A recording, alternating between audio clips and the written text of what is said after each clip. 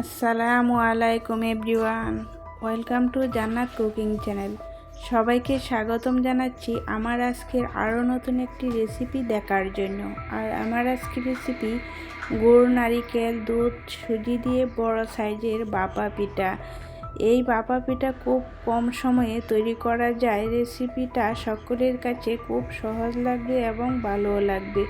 পিঠা তৈরি করার জন্য এখানে নিয়েছি মোটা দানার সুজি। আমি এখানে 1.5 কাপ সুজি নিয়েছি। আপনারা চাইলে আরও বড় সাইজের তৈরি করলে আরও বেশি করে সুজি নিতে পারেন। 1.5 কাপ সুজির জন্য দিয়েছি 1 কাপ চিনি। এখানে চিনিটাও আরও কমও দিতে পারেন। আমি 1 কাপ চিনি দিয়েছি। 1/2 চামচ লবণ। লবণটা সুজির সাথে ভালো করে মিশিয়ে নিচ্ছি।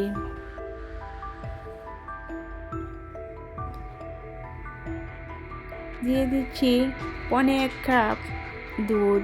এখানে যে কোনো দুধই দিতে পারেন। দুধ দিলে ভাপা পিঠাটা খেতে অনেক ভালো লাগে আর অনেকটাই ফুলে ওঠে।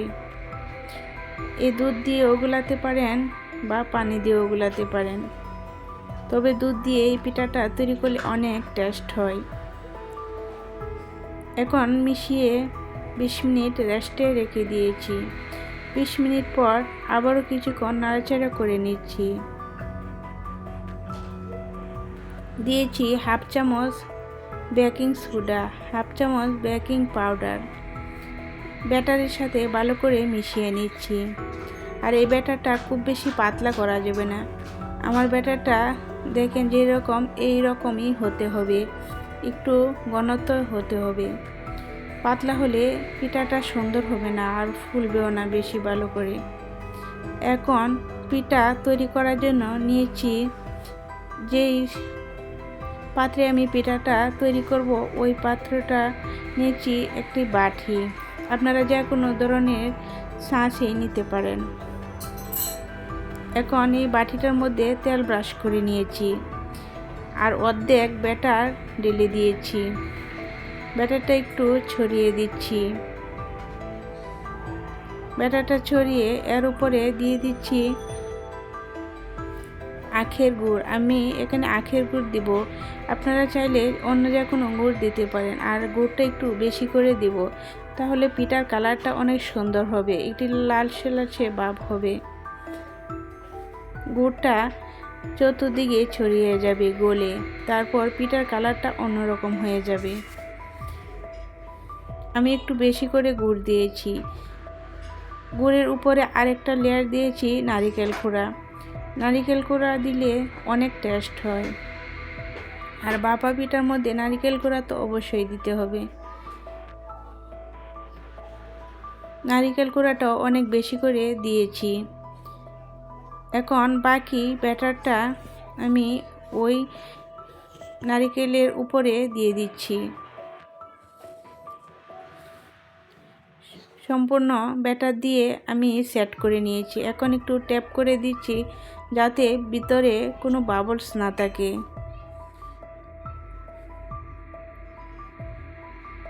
এখন উপরে কিছু ড্রাই ফ্রুটস দিয়ে দিচ্ছি।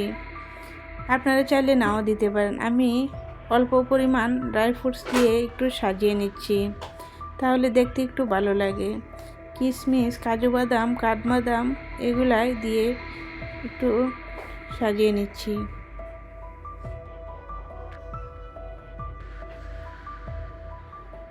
আর উপরে দিয়ে দিচ্ছি কিছু সুগার বল। সুগার বল দিলে দেখতে একটু সুন্দর লাগে, কালারটাও খুব সুন্দর আসবে। এখন যে পাত্রে স্টিম করব ওই পাত্রটা আমি ছিদ্রযুক্ত একটা পাত্র নিয়েছি, এটা স্টিম করার। এগুলা কিন্তু বাজারে কিনতেও পাওয়া যায়, আবার রাইস কুকারের সাথেও থাকে। এখন ওটার উপরে দিয়েছি বাটিটা, পিঠার বাটিটা দিয়ে ঢাকনা দিয়ে ঢেকে দিয়েছি। আর চুলায় পানি গরম করে নিয়েছি। ওই পানির পাত্রের উপর দিয়ে দিচ্ছি পিঠার পাত্রটা। আর ঢাকনাটা আমি একটা কাপড় দিয়ে ঢেকে দিব, তাহলে আর ভাপটা বের হবে না। আর পিঠার উপরে ঢাকনার যে পানিটা ওটাও পড়বে না। এই যে ঢাকনাটা আমি এভাবে ঢেকে দিয়েছিলাম। এখন পিঠাটা দেখেন কত সুন্দর কালার এসেছে আর ফুলে অনেক বড় হয়ে গেছে। এখন পিঠাটা নামিয়ে নেব। এভাবে পিঠা তৈরি করলে পিঠা অনেক ফুলে আর খেতেও অনেক টেস্ট হয়। দেখেন আমার পিঠাটা কত ফুলে উঠেছে আর অনেক সফট হয়েছে।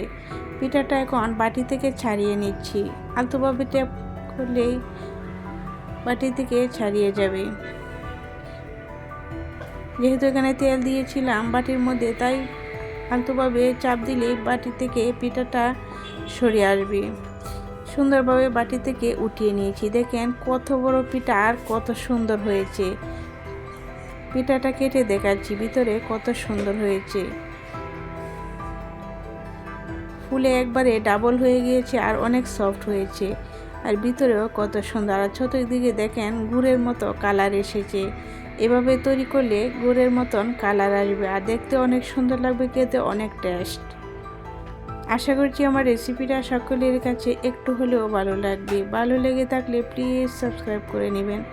আমার পরবর্তী ভিডিওর নোটিফিকেশান সবার আগে পেতে একটা লাইক দিতে ভুলবেন না। ফ্যামিলি অ্যান্ড ফ্রেন্ডের সাথে বেশি বেশি করে শেয়ার করে দিবেন। দেখেন আমি সবটুকু পিঠা কেটে নিচ্ছি। পিঠাটা কত সুন্দর হয়েছে। এভাবে একটা পিঠা তৈরি করে ফ্যামিলির সকলেই খেয়ে নিতে পারেন। খুব মজা। শীতের দিনে তো এই পিঠা একদম জমে যায়। সকলেই ভালো থাকেন। আল্লাহ হাফেজ।